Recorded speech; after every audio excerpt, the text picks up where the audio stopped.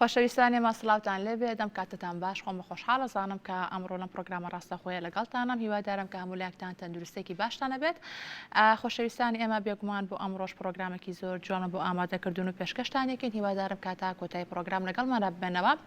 ئازیزانی ئێمە بۆ ئەمڕۆ میوانەکەم ڕاستەخۆ لە هەڵەبجۆ لەگەڵمدا بێت کە نووسەرێکی ئازیز و خۆشەویستە کا کتێبێکی نووسیوە بە ناونیشانی دەستەبژێر و حکایەتی کوردەواری لە سەردەمی مۆدێرنەدا.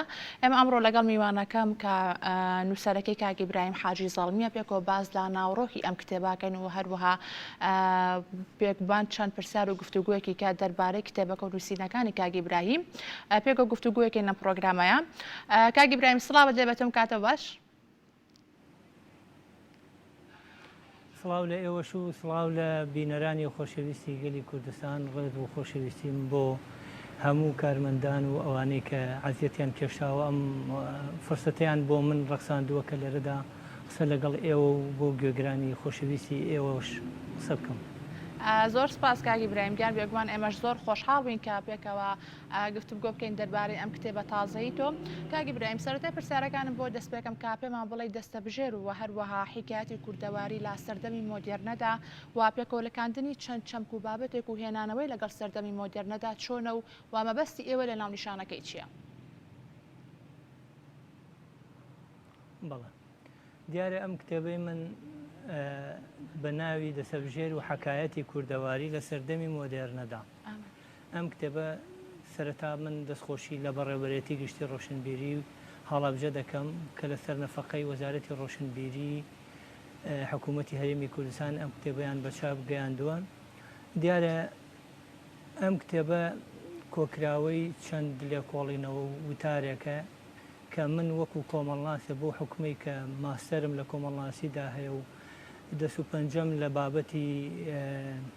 بابەتی کۆمەڵناسی و وتاری کۆمەڵناسی و قسەکردن لە بە دیاردە کۆمەڵایەتیەکان و ئەو شتانی کە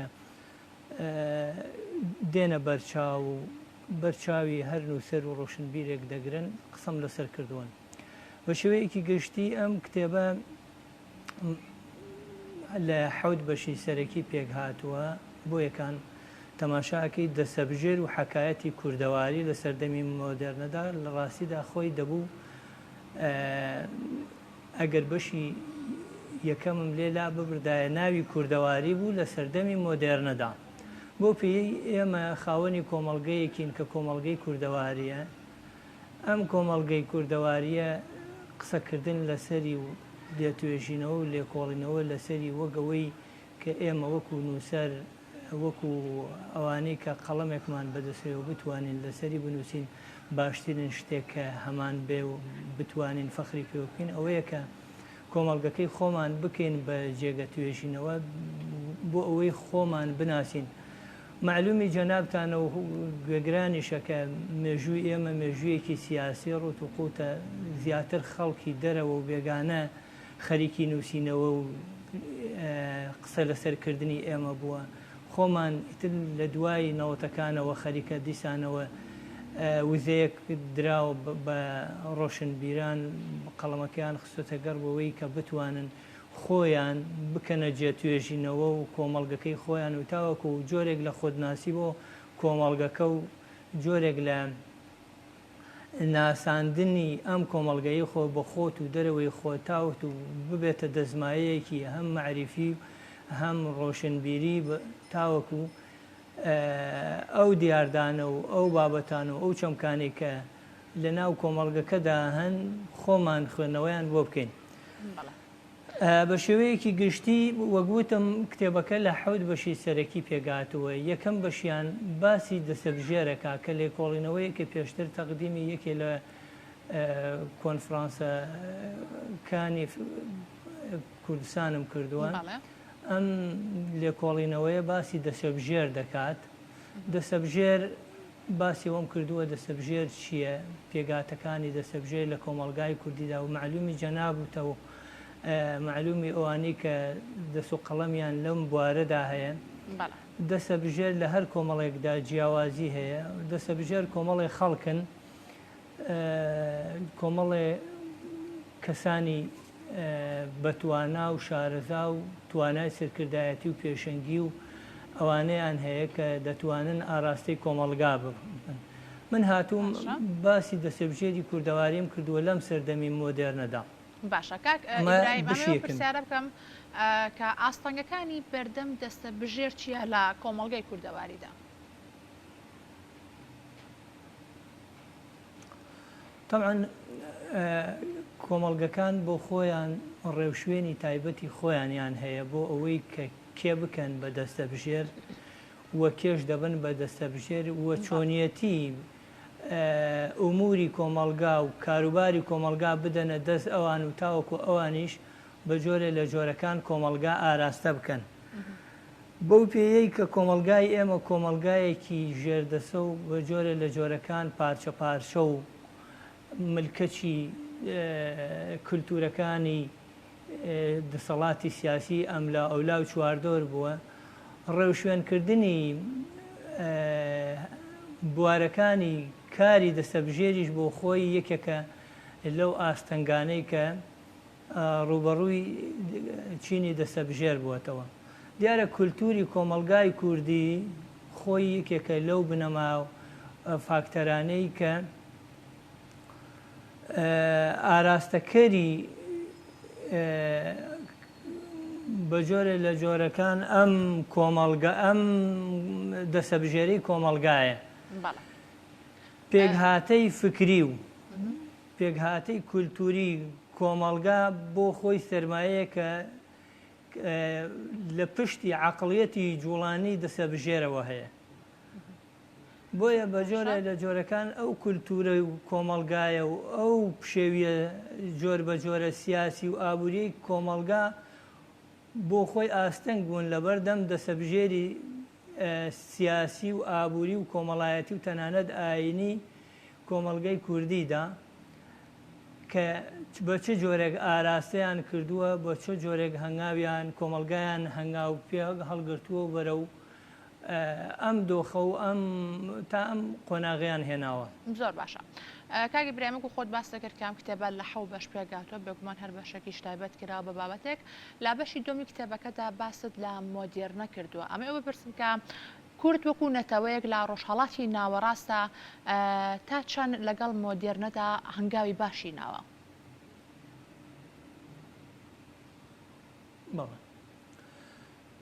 معلومی جەنابتانە پرسی مۆدێرنە پرسێکی جیهانیە.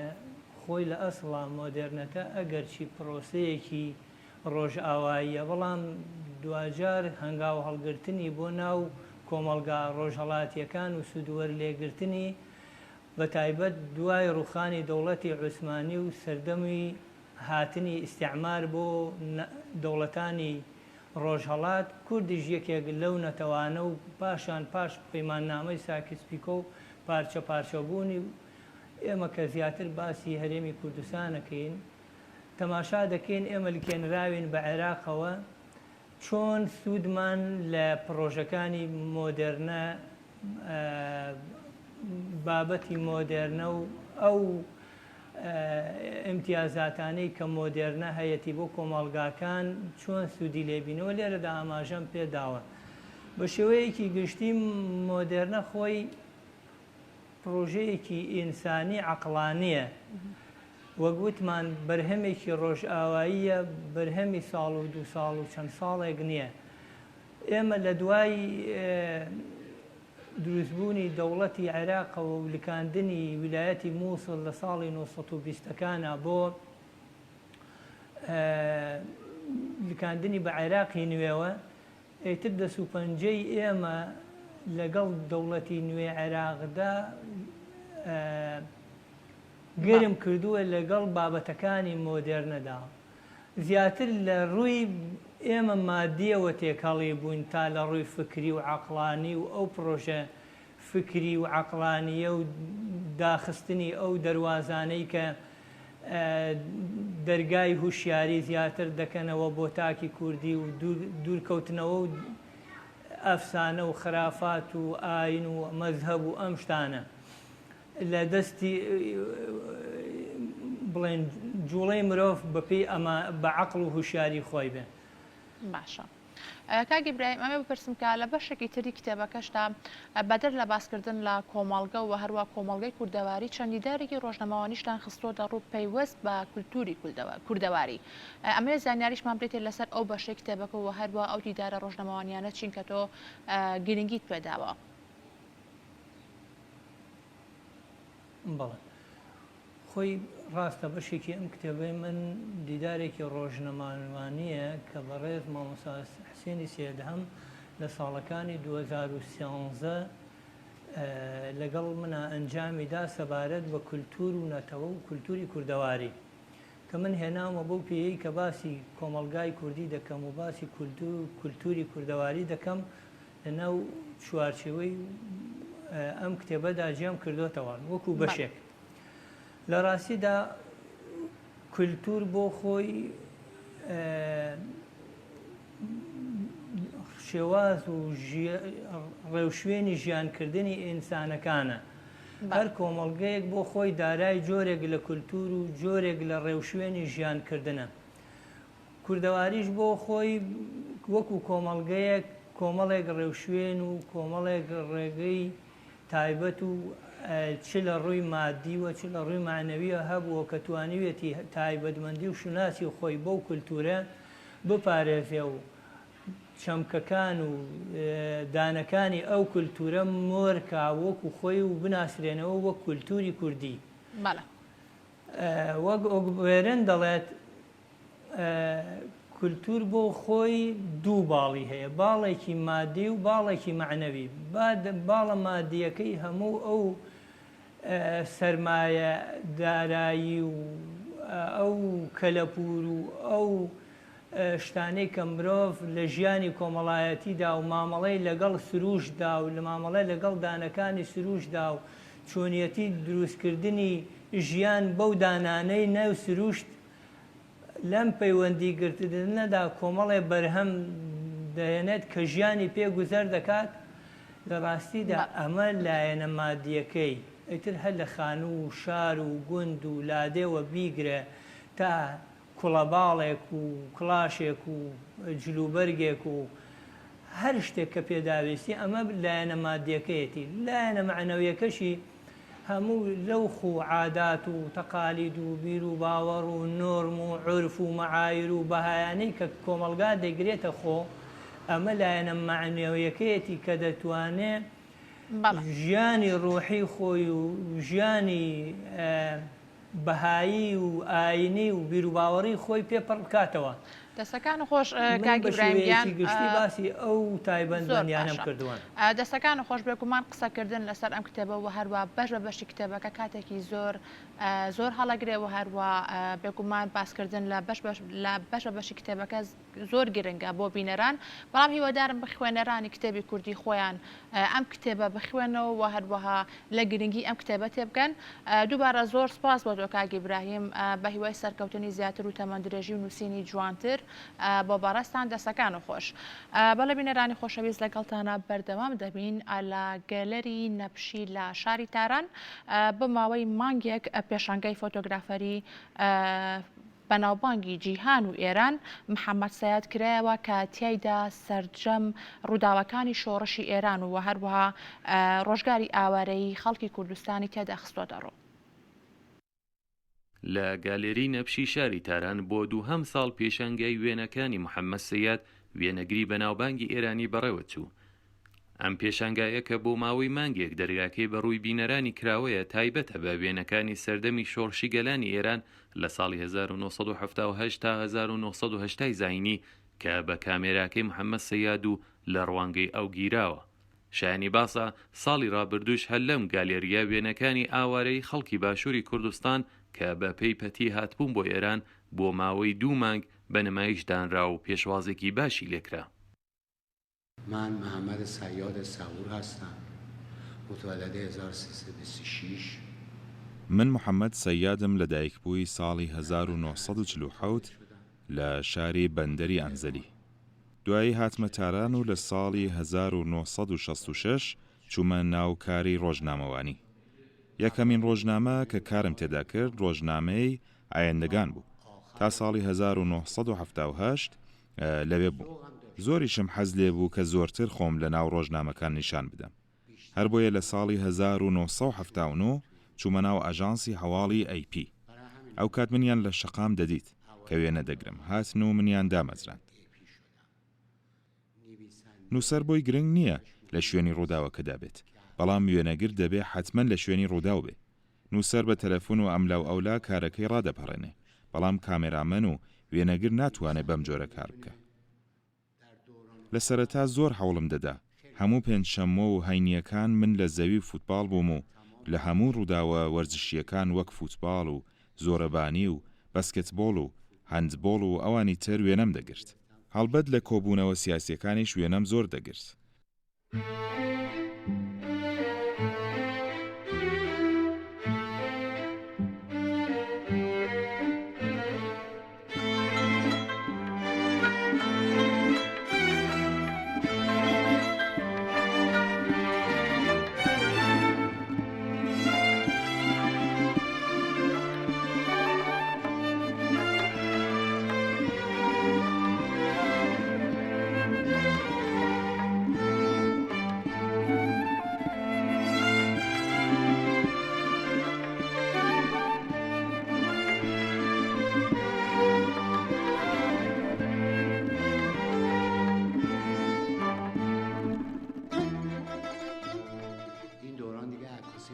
ئێستاکە وێنەگرتن معنای واتای خۆی لەدەستداوە، چون هەموو کەس بە مۆبایلەکانیان وێنە دەگرن و بە خۆڕایی دەینێرن.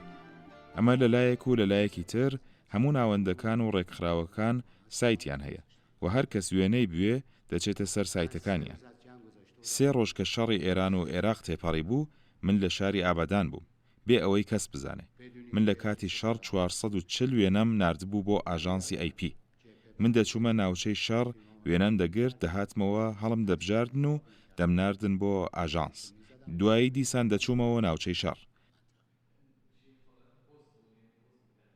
بە شێوەی رادیۆ فۆتۆ وێنەکانم دەنارد. ئەم کەسەیە لە شەڕی جیهانی دووهەم مابووەوە و هەر کاری پێدەکرا. 8 ساڵی شەڕ من هاتوچۆم دەکرد. دەچووم و دەهاتم. دەچوومە عێراق و ناوچەی کوردستان وێنەی پێشمەرگەکانم دەگرت و بە پاس یا فڕۆکە یا هەرچی دەستم کەوتبا دەهاتمەوە تاران، وێنەکانم دەنارد و دیسان دەچوومەوە ناوچەیەکی تری کوردستان. تەنانەت من لەگەڵ پێشمەرگەکان تا سنووری تورکیەش چووم.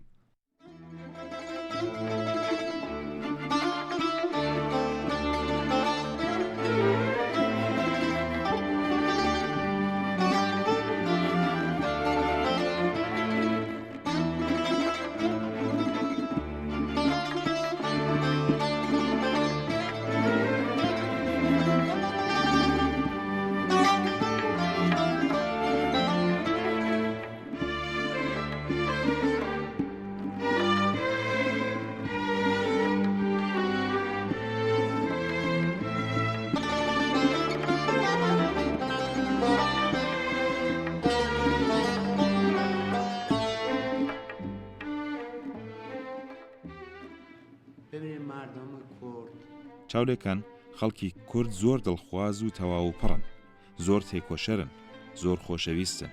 کەسێک کە لەم هەلوو مەرجەدا هەموو ژیان و ماڵی جێدەهێڵێ دێتە وڵاتی غەریبی. بۆ نمونە پیاوێک کە ماڵەکەی کە دەیکردە چەند پارچەیەک و بە کۆڵی دادا بوو، یا ژنێک کە مناڵی لە باوەش و لە پشت بوو و باریشی لەسەر سەری هاویشت بوو. حتمەن دڵخۆشیەکیان هەبوو لە داهاتوودا کە لە هەمبەر ئەم هەمووە ئازارە خۆڕاگرن. من زۆر ئازارم هەبوو لە دیتنی ئەم وێنانە و دەمپرسی بۆچی مرۆڤێک دەبێ بەم جۆرە کۆچ بکات بەهۆی حکوومەتی پیاوێکی شێت. بەدڵ حەزم لێیە ڕۆژێک لە هەرێمی کوردستان پێشانگایەک بکەمەوە بۆ ئەم وێنە ناخەژێنانم کە خەڵکی بێن و ئەم وێنانە ببینن، بە تایبەت پیاوژنێک کە زۆر دڵتەنگیانم. لە ناو بەفردا خانمێکی دووگیان کە سواری ئامبولانسیان کرد تا بیگەینە ئێران. ئەو کات من پاڵتایەکم لەبەردا بوو، چون سەرماکەی بێوێنە بوو. پێش ئەوەی ئامبولانسەکە بگات دیتم زۆری سەرمایە. من پاڵتاکەی خۆم داکەند و دامێ لەبەریکە، بەڵام وەری نەدەگرت تا بە زۆر دامێ و پێم وت من وەک برای خۆتم شەرم مەکە. هەموو ئەمانە مێژوو دەبێ ڕاگیرە و دەبێ دوایی بیبینن کە چ بەسەر نەتەوەکەیان هاتووە و چۆن بێئێرە گەیشتون. هەر ئەمە لە ئێستادا و لەم پێشانگایە ڕوودەدات کە سەبارەت بە شۆڕشی 40 ساڵ پێش ئێرانە و ئەوانەی ئێستا دێن ئەم وێنانە دەبینن و زۆر پرسیاریان بۆ ساز دەبێت کە چۆن بوو بۆ وای لێ هات حەقی خۆیشیانە پرسیار بکەن.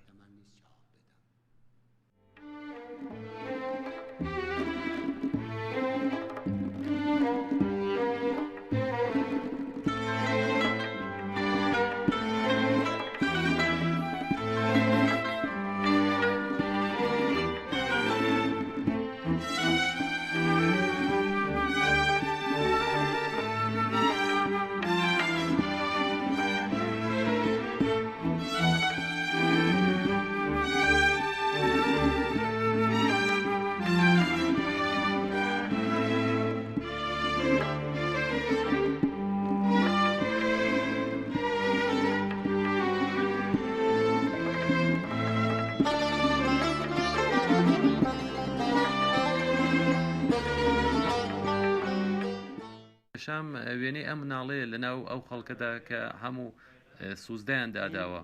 ئەوەش یەکەمین نوێژی جومعەیە بە پێشنوێژی ئایەتوڵڵا تاڵەقانی لە ساڵی 58 هەتاوی. بەڵێ هاوینی ساڵی 1970 زاینیە. مامۆستا ئەم وێنەیە چیە؟ دەڵێ خەڵکانێک کۆبوونەتەوە لە دەوری گۆڕەپانی ئازادی ئێستا کە ئەو کار ناوی شاهیات بوو. لێرە چیرۆکی ئەم وێنەیە لە گۆڕەپانی ئازادی ئێستا کە ئەو کات ناوی شەهیاد بوو زۆر سەرنجڕاکێشە. لەو ڕۆژەدا سوپای سەربازی ئێران ڕێپێوانێکی هەبوو کاتێک خاڵک بڵاوەیان کرد منیش دەمویست بچم بۆ لای گۆڕەپانی ئینقلابی ئێستا. لەو کاتەدا حەزم کرد هێندێک خەڵک کۆکەمەوە و لای گۆڕەپانی ئازادی وێنەیەکیان لێ بگرم.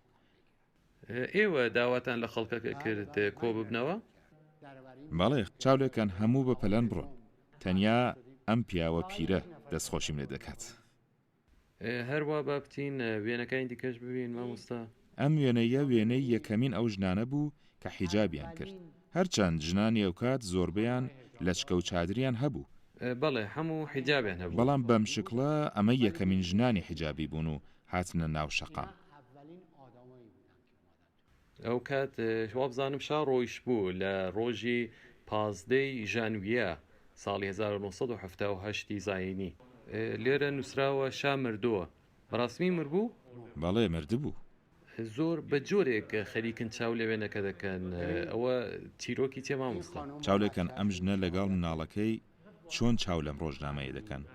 جۆرێک دەڵێی ناڕەحەت. تەنانەت لاوەکانیش دەڵێی زۆر پێیان سەیرە لەوەی کە شا مردووە. ئەم لاوانەش بە سەیری چاوی لێ دەکەن کە چۆن دەبێت شا مرد بێ. کاتێکی خۆش بوو. خەڵک زۆر باش بوون لەگەڵ یەکدی. تەنانەت زۆر یەکدەنگیش بوون. خەڵک خەت بە من و کەسانی وەک من نیان دەگوت تۆ. لە سەرەتادا بۆچی؟ تووڕە دەبوون بەڵام دواتر کە وێنەکانیان لە ڕۆژنامەدا دەدیت و دەیان دیت کە لە بەرژەوەندی خەڵکدا دەنووسرێ ئەو کات زۆر باش بوون و ڕێزیان لێ دەگرتین. ڕۆژنامەکان 66 ڕۆژ داخران. من تەنیا کەسێک بووم کە دەهاتمە ناو شەقام چون ڕۆژنامەکەی ئێمە پارەی نەبوو دەبوو کار بکەین تا پارەمان دەنێ. ئەم وێنانە 36 دانن لە ڕۆژی 27 ژانویە.